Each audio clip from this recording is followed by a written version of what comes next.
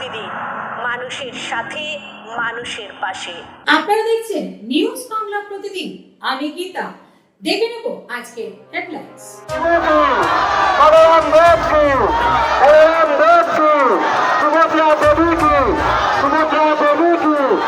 আপনাদেরকে আবার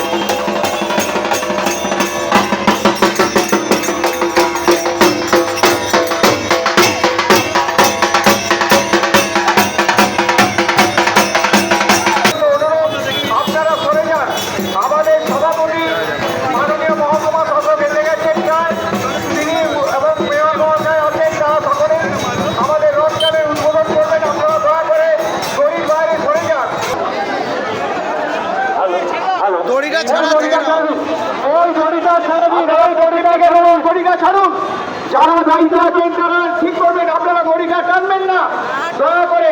আবার অনুরোধ করছি, যারা ভেতরে আছেন আমাদের যারা কর্মকর্তা তারা আমাদের রথ উদ্বোধন করে রথটা টেনে নিয়ে যাওয়ার পরে আপনাদের ঠিক সময় বলবে। আমরা আশিস এবং জয়কে ভেতরে রাখছি, আপনারা আসুন। আশিস কোথায় আছে? জয়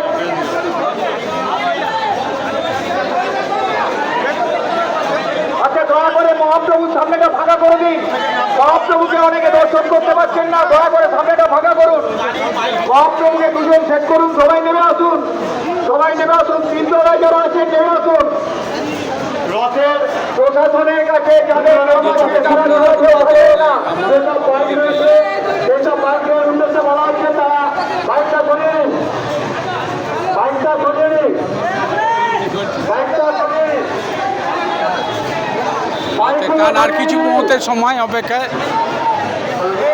এই রথের টান